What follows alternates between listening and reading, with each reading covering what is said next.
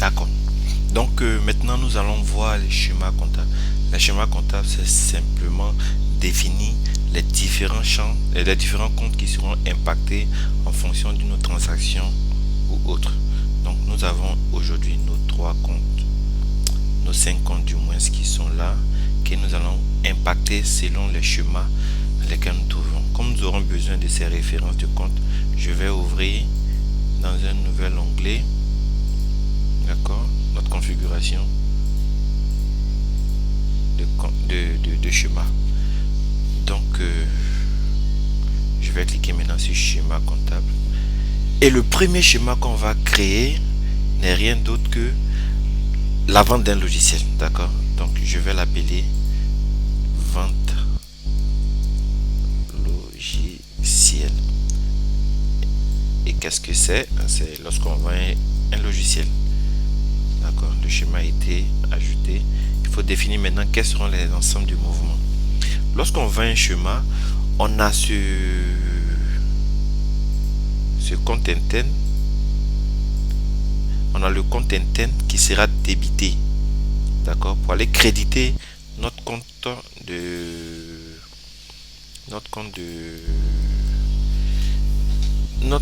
vente de logiciels. Donc ça c'est le compte interne, donc le sens je vais le débiter, mais je le débite de quoi? J'ai ces variables qui me permettent de définir mon schéma comptable. Donc on va débiter le montant total depuis le compte interne, et ici on aura besoin du libellé, donc il nous écrive tout le libellé en entier. Au niveau des libellés, il faut mettre les crochets, d'accord. Donc une fois que je fais ça, je clique sur ajouter, d'accord. Notre schéma est bien ajouté. Maintenant il faut créditer, comme on appelle ça, le compte de vente des logiciels. Donc c'est ce compte qu'il faut créditer. Donc je vais copier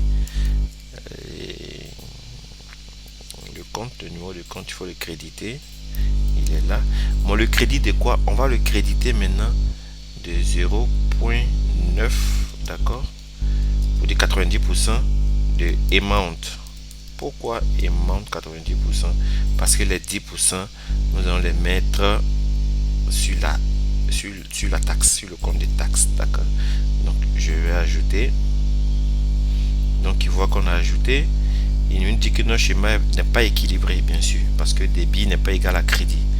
Donc je prends le compte de taxes qui est là. Le compte de taxes est là, d'accord. Et lui aussi je vais le créditer, mais lui son montant c'est 0.1 fois amount, fois le montant qui sera concerné, d'accord. Donc je saisis ici, et au niveau des libellés, je peux même écrire ici taxe sur, d'accord, et là je peux mettre 2 points, par exemple 2 points en parenthèse, et je mets le libellé de la transaction et je fais ma parenthèse, par exemple.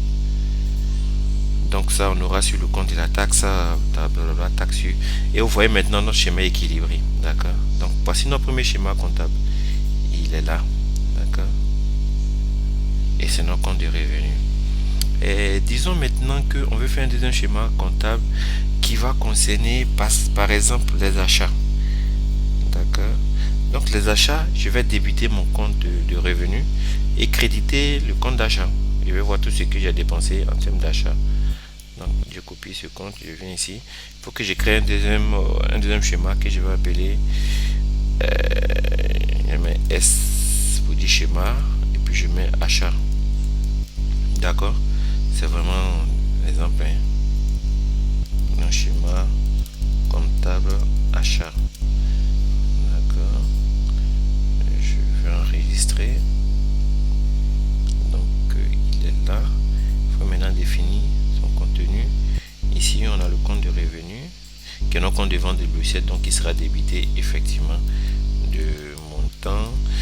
Je pense pas qu'il y a des taxes à payer. Lorsqu'on paye, c'est celui qui bénéficie qui va payer sa taxe. Donc on n'a pas d'autre mouvement à faire. Et j'ajoute ici le libellé simplement,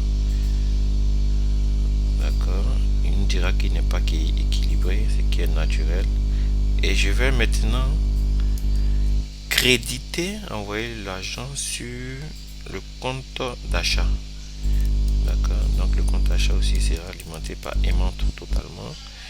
Et je vais mettre le libellé aussi ici. D'accord, et je vais ajouter et on valide. D'accord, donc voici comment on définit les schémas comptables. Là nous venons de définir deux schémas comptables, mais je peux définir autant de schémas que je veux selon les transactions que j'effectue, mais tout ça se base sur mes comptes par exemple.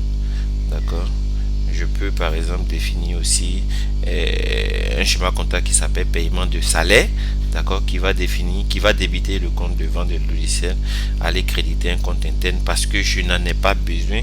Si j'ai besoin de voir la traçabilité, le total de tout ce que je mets en tant que charge de salaire, je peux créer un compte spécifique où je vais loger ces montants. D'accord, donc voilà comment nous avons pu créer nos schémas comptables ici.